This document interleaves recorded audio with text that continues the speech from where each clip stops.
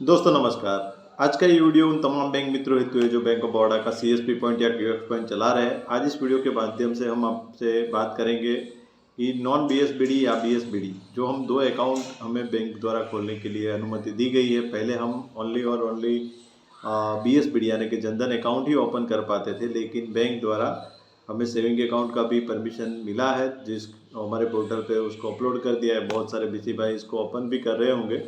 तो आज इस वीडियो के माध्यम से हम बात करेंगे बीएसबीडी और नॉन बीएसबीडी के बारे में, जिसमें किस स्कीम में कितना कमीशन है, मतलब बीएसबीडी वर्सेस नॉन बीएसबीडी। तो किस स्कीम में हमें कितना कमीशन मिलता है और ग्राहक के लिए भी क्या क्या बेनिफिट है। तो सबसे पहले हम बात करेंगे बीएसबीडी यानी जनधन अकाउंट के बारे में। तो भारत सरकार द्वारा जब बीएसबीडी अकाउंट जिसे कहा जाता है वो जीरो बैलेंस अकाउंट है, तो ग्राहक के लिए कोई आवश्यकता नहीं है उसमें डिपॉजिट रखने की। शुरुआत में जब इसकी शुरुआत हुई तो जीरो बैलेंस पर ही हम अकाउंट ओपन करते थे। हाल में भी जीरो बैलेंस ही अकाउंट ओपन होता है, लेकिन बैंक द्वारा कुछ सर्कुलर चेंज किए गए जिसमें, और भारत सरकार द्वारा भी उसमें डिपॉजिट डालने के लिए प्रेशर बना था, क्योंकि बहुत सारे अकाउंट जो जीरो पे थे और उसकी वजह से बाद में सरकार द्वारा इसमें कुछ ना कुछ फंडिंग डालने के लिए बोला गया। कुछ खातों में तो बैंक द्वारा ही ₹2 क्रेडिट दिखाया गया है ताकि खाता जीरो पर ना रहे और उनका अंदर फंडिंग आ जाए। तो बहुत सारे ऐसे अकाउंट है जिसमें प्लस करके ₹2 डिपॉजिट दिखाई देगा, भले ही उन्होंने अकाउंट खोलने के बाद वो ग्राहक ने कोई भी ट्रांजेक्शन नहीं किया है, तो वो अकाउंट पे भी फंडिंग दिखाया गया है।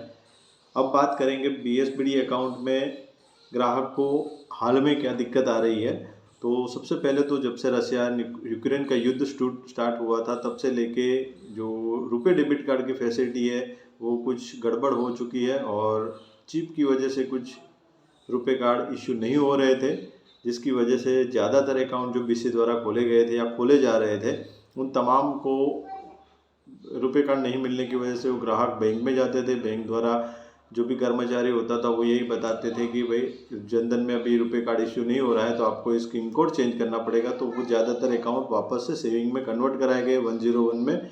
तो 101 में कन्वर्ट होने के बाद उनको फिर वापस से डेबिट कार्ड के लिए रिक्वेस्ट भेजा गया। जिनका 5 साल ख़त्म हो चुका था, जो पुराने कस्टमर थे और उनका रुपए डेबिट कार्ड एक्सपायर्ड हो चुका था, तो उनका भी नहीं आ रहा था, लेकिन हाल फिलहाल धीरे धीरे वो स्टार्ट हो चुका है। दूसरी एक बात है कि जब हम जनधन अकाउंट ओपन करते हैं, जो बीएसबीडी अकाउंट हम ओपन करते हैं, तो हमारे पोर्टल पे तो सारी चीज़ आती है कि कस्टमर को रुपए डेबिट कार्ड मिलेगा, उनको चेकबुक की फैसिलिटी तो वो मिलेगी। लेकिन जब ब्रांच के अंदर कस्टमर जाते हैं तो कुछ कुछ ब्रांच में उनको मना कर दिया जाता है, तो जिसकी वजह से ग्राहक परेशान रहते हैं। तो इस तरीके की दिक्कत हो सकती है ग्राहकों के साथ। जैसे चेकबुक की फैसिलिटी है जिसमें नो लिखा रहता है, लेकिन ब्रांच के स्टाफ को वो यस करना होता है, उसके बाद उसको रिक्वेस्ट भेजेंगे तो चेकबुक आती है, लेकिन इसकी वजह से वो कोड चेंज कराते हैं। तो बहुत सारी जगहों पे बीसी भाइयों का इस तरह से अकाउंट ट्रांसफ़र हो चुका है। दूसरी एक बात है कि रुपए पीएमजेडीवाई अकाउंट जो कि बीएसबीडी अकाउंट जिसे जीरो बैलेंस अकाउंट है, उसमें बैंक द्वारा एक सर्कुलर भी चेंज किया गया है अप्रैल 2023 से, जिसमें ये कहा गया है कि कोई भी कस्टमर किसी भी तरह से 4 बार अगर विड्रॉ कर लेता है तो 5वीं बार से उनको 20 प्लस जीएसटी यानी कि ₹23.60।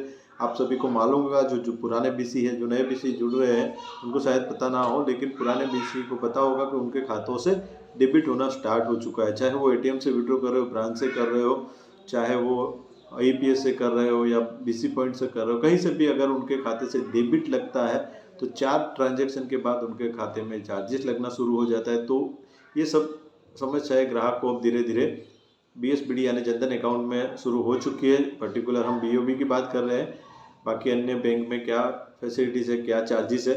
दूसरा कि उनको लिमिटेशन दिए जाते हैं कि भाई इतना ही पैसा वो विड्रॉ कर सकते हैं, नहीं कर सकते, वो सब चीज़ें हैं।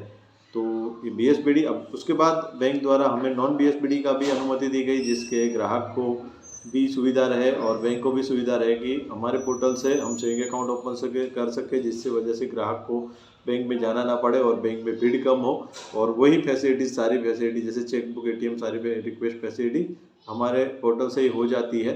हाँ, नए अकाउंट जब हम नॉन बीएसबीडी ओपन करते हैं जिसमें चेकबुक फैसिलिटीज़ इसमें भी उसी तरह से, लेकिन वो ग्राहक बैंक में जाके वो रिक्वेस्ट डालेगा तो वो एक्सेप्ट हो जाती है और वहाँ से चेकबुक इशू हो जाती है।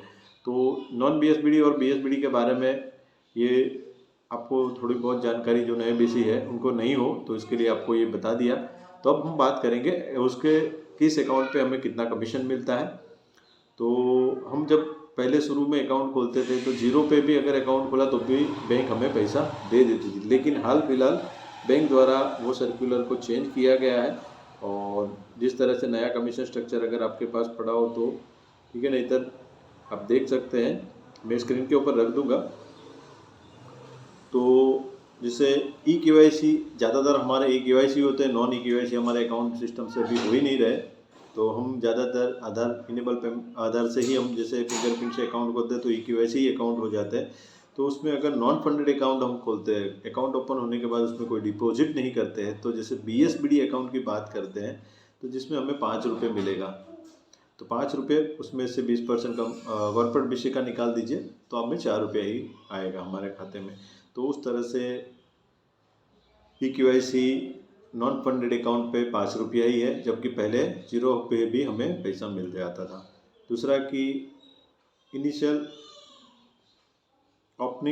डिपॉजिट 10 रुपये से लेकर 100 रुपये तक अगर हम उसमें eKYC अकाउंट में करवाते हैं फंडिंग तो उस पर हमें 10 रुपये मिलेगा, यानी कि 8 रुपये हमारे अकाउंट पे क्रेडिट होगा।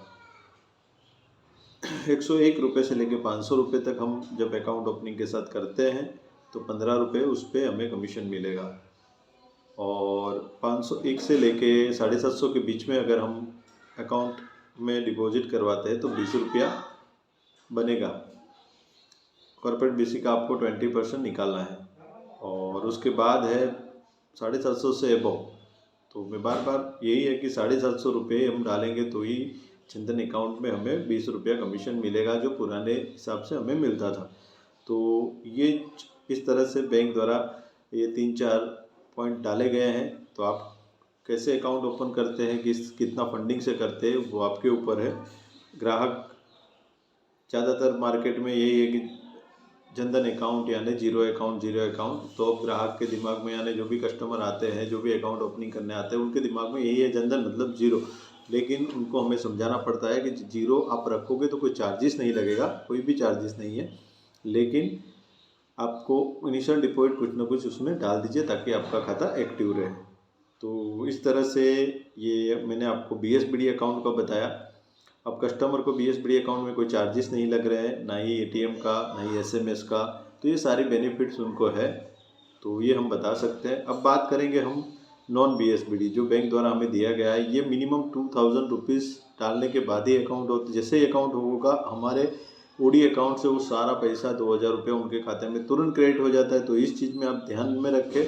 BSBD अकाउंट जो है जनधन अकाउंट है, उसमें अकाउंट नंबर जनरेट हो जाने के बाद आपको डिपॉजिट करना है, क्योंकि वो जीरो बैलेंस अकाउंट है तो पहले आपके OD से कुछ भी जाएगा नहीं, उसको बाद में डिपॉजिट करना है। लेकिन जो BSBD अकाउंट है, नॉन BSBD अकाउंट है, जो 2000 रुपये से स्टार्ट होता है, वो अकाउंट आपका डायरेक्ट आपके अकाउंट से डेबिट होकर उनके खाते में क्रेडिट हो जाएगा। तो वो इस चीज़ को, आप नए BC है, अभी नए जुड़ रहे हैं, तो आप इस चीज़ को अवश्य ध्यान में रखें, क्योंकि जब ये शुरुआत हुई थी तो बहुत सारे BC भाइयों को दिक्कत हो चुकी थी, क्योंकि पुराने की तरह वो कस्टमर अगर पैसा लेके नहीं आया तो बाद में डाल देंगे, लेकिन जब लास्ट में जब हिसाब किताब अपना देखें तो पता चले कि भाई खाते से पैसा डायरेक्ट डेबिट हो चुका है और उनके खाते में क्रेडिट हो चुका है। तो इस चीज़ की वजह से दिक्कत होती है।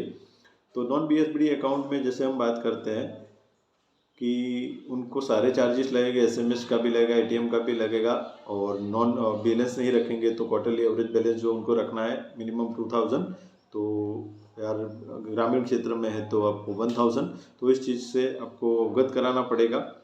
और 2000 तक आपको BSBD वाला कमीशन मिलेगा, जो 25 रुपये के हिसाब से बनता है। तो 2000 रुपये में 25 रुपये के हिसाब से बनेगा। 2000 से लेके अब 5000 के बीच में यानी 4999 तक अगर आप उनका डिपॉजिट करवाते हैं, उस महीने के अंदर अगर उनका डिपॉजिट रहता है फर्स्ट मंथ, इसमें लिखा हुआ है incentive based on the average balance for first month, तो पहले महीने में उनके खाते में जो एवरेज बैलेंस बनेगा तो उस पर 35 रुपीज़ आपको बनेगा।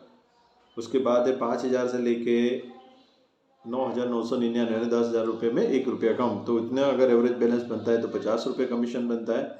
आपका 10,000 रुपये से लेके 19,999 रुपये अगर आपका है तो आपको 75 रुपये कमीशन बनेगा, और 20,000 से लेकर ऊपर तक है तो आप मैक्सिमम 100 रुपीज़ तक नॉन BSBD अकाउंट में कमा सकते हैं। तो यही आज का जो मुख्य था कि आपको अकाउंट ओपनिंग करते लेकिन किसमें कितना कमीशन मिल रहा है वो BC भाइयों को जानकारी नहीं हो, इसके चलते ये आज का वीडियो बनाया हूँ। वीडियो अच्छा लगा हो तो इसको लाइक करिए, शेयर करिए। आप हमारे DSA सर्विस हब चैनल पे फर्स्ट टाइम विजिट कर रहे हैं, अभी तक आपने सब्सक्राइब नहीं किया है तो इस चैनल को सब्सक्राइब अवश्य कर लें, ताकि BC रिलेटेड जो भी मैं वीडियो बनाऊँ आप तक सबसे पहले पहुँचे।